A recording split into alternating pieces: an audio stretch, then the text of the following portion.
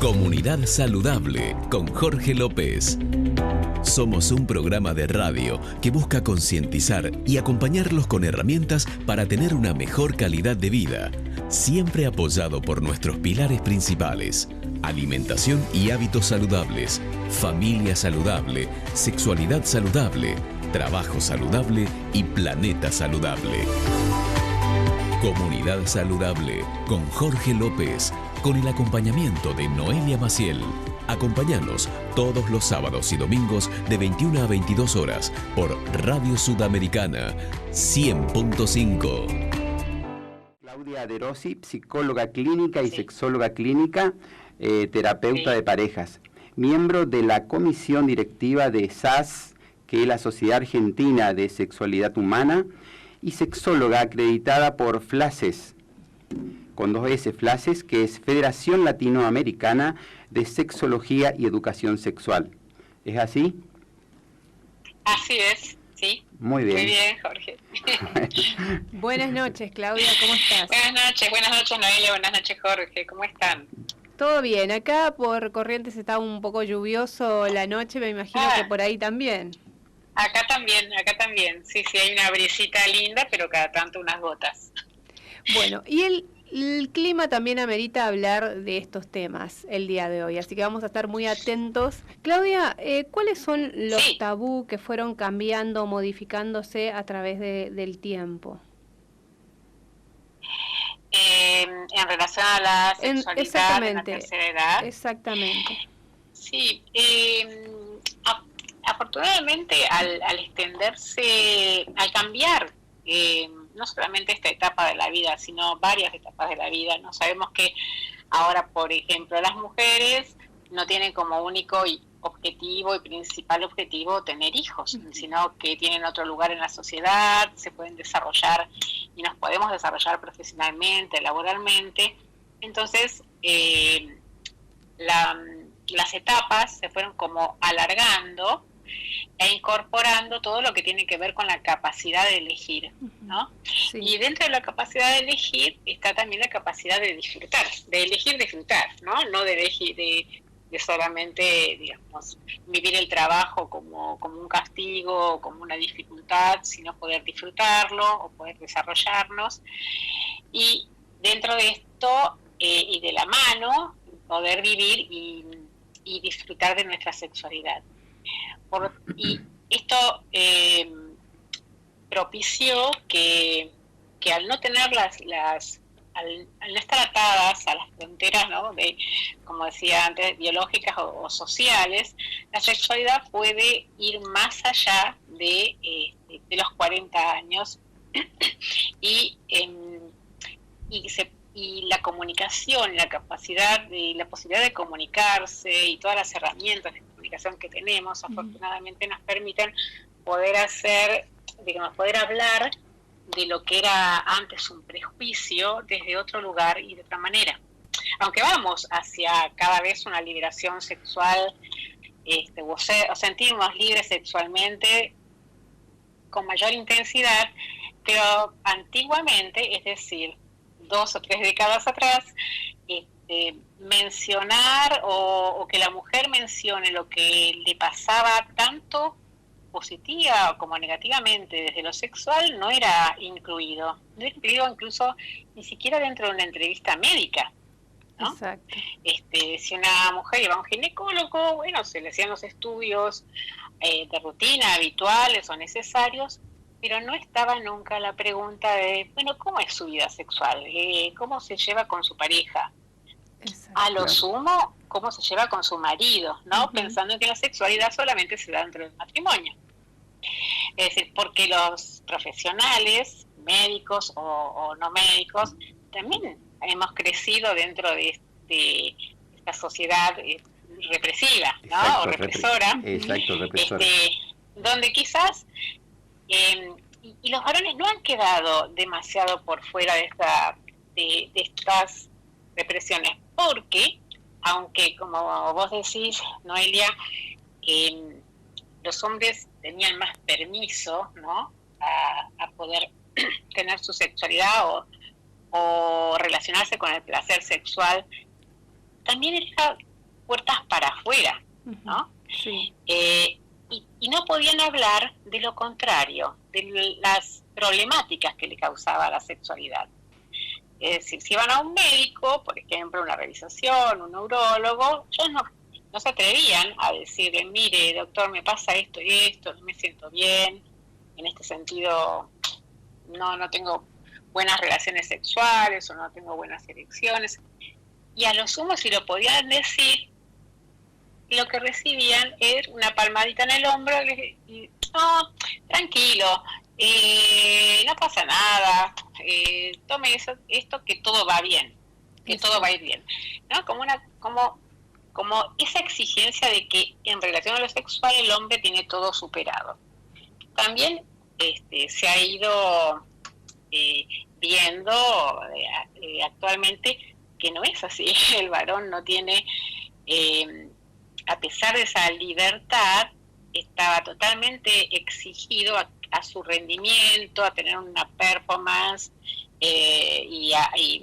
impecable, y además a ser el dueño del saber sexual. Es decir, acá se combinan dos cuestiones complicadas, ¿no? Porque al ser el dueño del saber sexual, se complica a la hora en que la mujer se atreve a pedir, me gustaría tal o cual cosa. Y entonces los varones, a veces, no siempre, en vez de escuchar, quizás se sienten mal o disminuidos porque ¿cómo? Yo no sabía que a ella le gustaba tal o cual cosa, como yo tengo que sabérmelas todas, ¿no? Y con lo cual fue una ventaja, o estas ventajas lo han colocado al varón en una omnipotencia donde le cuesta mucho aceptar cuando las cosas no son como se esperan de él. Y en esto de los matrimonios, las parejas, ¿ahora hablan más sobre sexualidad? ¿Se conversa más? Sí, mucho más. En realidad, yo comencé, yo soy psicoanalista, terapeuta de pareja, y a través del trabajo con parejas, fui orientándome hacia la sexología, ¿no? Y realmente la posibilidad de que las parejas puedan hablar de sexualidad no está totalmente limitada por la edad. A veces hay chicos jóvenes que tienen más dificultades que los adultos, incluso hablar de sexualidad. Uno puede superar tabúes o temores que sí tenía de joven, ¿sí? Esto no quiere decir que los jóvenes no estén, aunque sean mucho más explícitos o mucho más libres en las relaciones, en las relaciones entre sí, no solamente en las relaciones sexuales, ¿no? Esto no quiere decir que ellos que tengan más libertad sexual, no quiere decir que tengan más placer sexual, ¿no? Sí. Que parece que se confunde muchas veces con lo cuantitativo con lo cualitativo, digamos, tengo más cantidad de relaciones sexuales, entonces disfruto más de la sexualidad. Sí. No necesariamente es así. Exactamente. ¿No?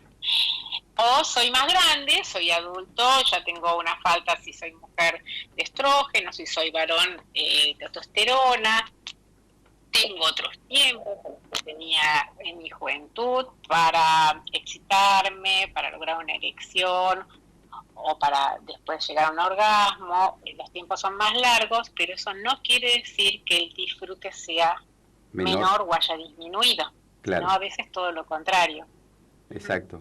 La experiencia a veces tiene mucho que ver también con un desarrollo en este aspecto. Totalmente, el desarrollo mental y además, claro, como vos decís, la experiencia, y no estar apremiado por lo biológico, ¿no? Los chicos jóvenes, o cuando somos jóvenes, estamos como apurados, y no tener este apremio, si uno puede aceptar que los tiempos, porque es una risa porque todos aceptamos cuando vamos pasando los 50, tenemos canas, que tenemos arrugas. Como que todo disminuye, digamos, incluida la sexualidad. Pero lo sexual no, claro. Lo sexual no puede envejecer. No. Nos cuesta tanto a veces unir, que tenemos disociado el placer parte de la sexualidad. Totalmente. Es más, yo creo que es la parte más importante de la sexualidad. Tal cual, en cantidad. Porque no tiene límites. Exacto, no tiene límites. Porque los chicos tengan más libertad sexual, no necesariamente esto es igual a mayor disfrute, porque todo necesita un tiempo, ¿no?, de maduración.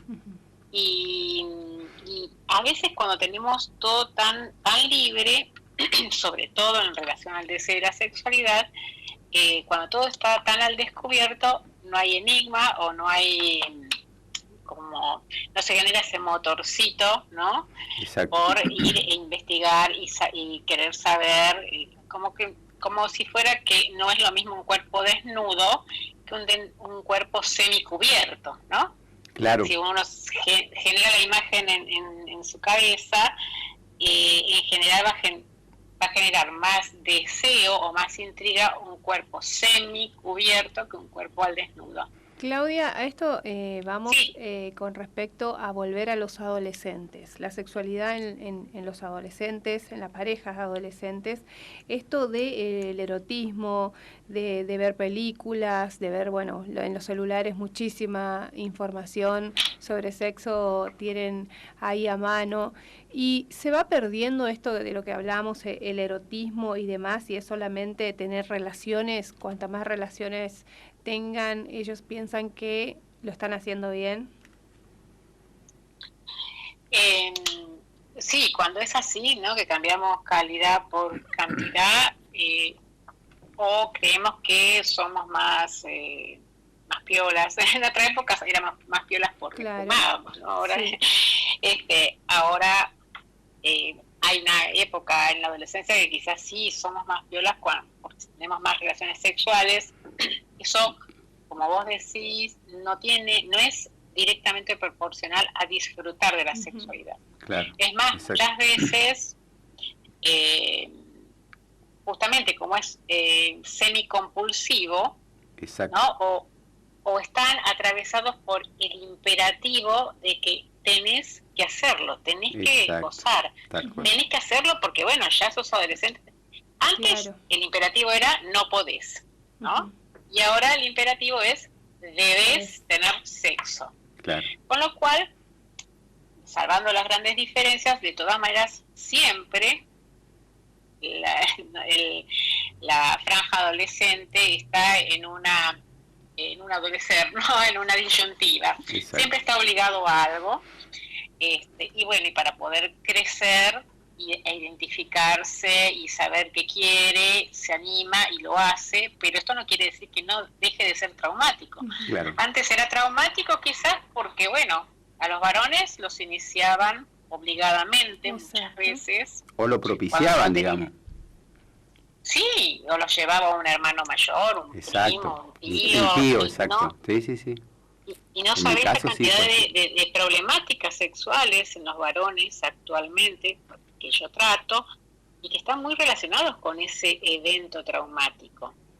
Claro. Porque no es lo mismo elegir un momento en el que uno tiene ganas con la noviecita y de a poco y tomarse un tiempo, que de pronto te enfrenten a los 14 o 15 años como para esa edad, una señora, ¿no? Exacto. Aunque tuviese 25 años, que le manejaría el cuerpo.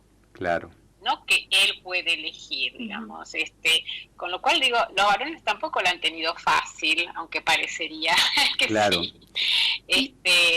Su iniciación sexual generalmente no ha sido menos que traumática. Y en las mujeres, sí, perdón. Y en estas consultas que te han hecho con respecto a este trauma que tuvieron, ¿cómo lo arrastran o cómo lo van a través del tiempo lo van manteniendo, o mejor dicho, quieren solucionarlo cuando llegan a tu consultorio, hablan sobre el tema? ¿Cómo ellos quieren salir de ese lugar o olvidarse? No sé si se olvida o no, o se supera.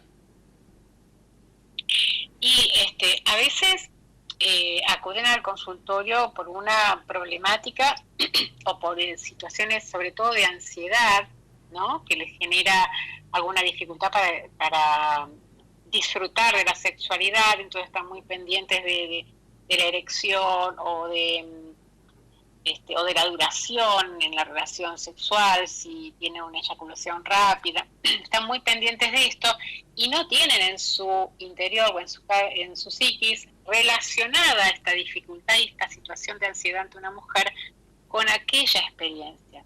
Entonces, en el consultorio, a través de las sesiones, cuando vamos relacionando con experiencias pasadas y llegamos a algunas de estas experiencias, entonces ahí podemos ver cómo exactamente vivencian ante alguien que sobreestiman. Generalmente es ante la mujer que les gusta, ¿no? Quizás ante una mujer que no les gusta no se exigen tanto. Les pasa algo muy similar a lo que les pasó aquella vez, pero no lo han relacionado conscientemente. Hay una relación inconsciente que en el tratamiento lo vamos anudando, y a partir de que se puede ir relacionando, también pueden salir de esa posición de sometimiento, no infantil porque no eran niños, pero casi, ¿no? Sí. A poder sentir que van a poder manejar su sexualidad y no a que les va a seguir pasando traumáticamente lo mismo claro, que les pasó cuando en realidad su sexualidad todavía ellos no podían manejarla, se las manejaba alguien que los llevaba, o en esta situación de sometimiento ante el debut, una digamos, chica, claro, ante quienes debían rendir, ni siquiera sabían qué tenían que hacer. Exacto. ¿No? Porque era un shock, más que una situación placentera, por supuesto. La importancia de que, con respecto a la sexualidad, de hablar con los hijos, buscar los momentos oportunos en el que de alguna manera se propicie ese momento, qué sé yo, mirando una película, algo, o sea, como para que la información de alguna manera a los adolescentes también, ya que estamos hablando de adolescentes, un poco le facilite a ellos propiciarle ese momento y en qué consiste esto, digamos. Lo importante al hablar con un adolescente es no focalizar en la performance, en cómo son las cosas cuando salen bien, cómo son las cosas cuando salen mal. Porque entonces ya estamos como focalizando más hacia la genitalidad y no hacia que la sexualidad es algo más integral que la genitalidad. Todo el proceso. Exacto, que si en realidad uno elige, se siente dueño de su cuerpo. Esto va, por supuesto, tanto para los varones como para las mujeres. Fundamentalmente en este punto las mujeres les ha llevado mucho tiempo poder ponerse firme, decir no, la famosa frase no es no, ¿no es cierto? Claro. Es decir, poder elegir también, no quedar sometidas a cuando el otro quiere o su novio quiere, y como si ellas no pudieran elegir. Si tienen manejo de su cuerpo en el sentido de la decisión, de poder decidir, tanto cuando tienen un cuerpo pequeño, cuando son niñas o niños, como cuando son adolescentes, porque la sexualidad no es solamente adolescente, sino que uno va a poder manejar y estar tranquilo con su corporalidad si de niños también lo estuvimos. Si nos permitimos ir sintiendo qué dice nuestro cuerpo, qué deseamos, cómo exploramos, de qué manera nos conocemos, y me doy tiempo para eso, lo más probable es que tengamos un crecimiento sano, pero por supuesto que esto sería buenísimo que sea compartido en familia. ¿En qué sentido? Poder hablar de las dudas. No quiere decir que no tenga que haber intimidad desde ya, ¿no? Pero poder preguntar y saber que va a haber una respuesta y no una evasiva. Eso también hablábamos el otro día con otra profesional, el tema de si la mujer realmente gozaba o no, o solamente tenía relaciones para tener hijos. Claro, exactamente, exacto. Mira, yo he tenido una paciente que consultó hace poco, de 50 años más o menos, de manera online y no de acá, del interior, donde tenía 26 años de casados y nunca había tenido un orgasmo. Y ella discutía con el esposo porque el esposo le decía, sí, vos tenés orgasmos. Y ella le decía, no te... Es como si él supiese más sobre que el cuerpo, ella, claro, lo que le pasaba a ella en su propio cuerpo, ¿no? Claro. Fíjate. Y ella llegaba a dudar. Esto es lo que Pero bueno, dudó tanto al punto que le permitió consultar. Y bueno, ahí hicimos todo un trabajo de que primero ella, por supuesto, conociera su propio cuerpo, porque antes, cuando se casaban muy jovencitas, la primera relación sexual, si no era en la noche de bodas, era cercano, es decir, y nunca se habían tocado el cuerpo, porque claro, quizás el tema de masturbarse era como más permitido en los varones, también con culpa, pero más permitido al fin. Sí. Las mujeres no se tocaban. ¿Cómo puede uno saber lo que le gusta si o cómo puede el otro saber lo que a mí me está pasando, ¿no? Claro. Y bueno, a partir del tratamiento y de que ella pueda explorar su propio cuerpo y utilizar un pequeño vibrador y generarse un orgasmo a través de estimulación clitoridiana, que ni sabía que existía, claro. Ella pudo, digamos, disfrutar, empezar a disfrutar, después de 26, 27 años, de una relación sexual con su marido, para lo cual el esposo se había ofendido, porque cómo no le creía, ¿no? Era una cosa. Claro. Sí, pero bueno, estos son los efectos de la crianza, de la cultura en la que hemos crecido. Claudia, quiero las últimas palabras tuyas con respecto a profesional, que digas que es muy importante acercarse a un profesional y realmente hablar de esto, que hablar hace muy bien y ayuda muchísimo, tanto en lo personal como en la pareja y a futuro también. Desde ya, por supuesto, en realidad lo mejor es poder hablar de lo que uno siente que le molesta, de donde siente incomodidad, justamente, ¿no? No tiene sentido.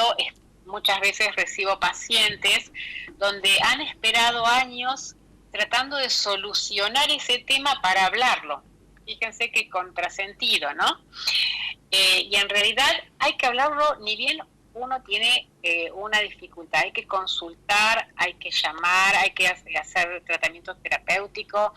Realmente uno en pocas sesiones, porque no se tratan de tratamientos larguísimos, en pocas sesiones, cuando uno puede incorporar la historia pasada con la historia presente, que es ese, además, el enfoque mío terapéutico. No es que nada más les doy algunas tareas o hablamos de la infancia todo el tiempo, ¿no? Sino que justamente lo importante es entroncar los dos aspectos fundamentales, que es: mi presente está determinado por mi pasado, ¿sí? Está influenciado por mi pasado, pero mi presente es instantáneamente mi futuro, ¿no? Es lo que yo estoy viviendo y lo que deseo vivir.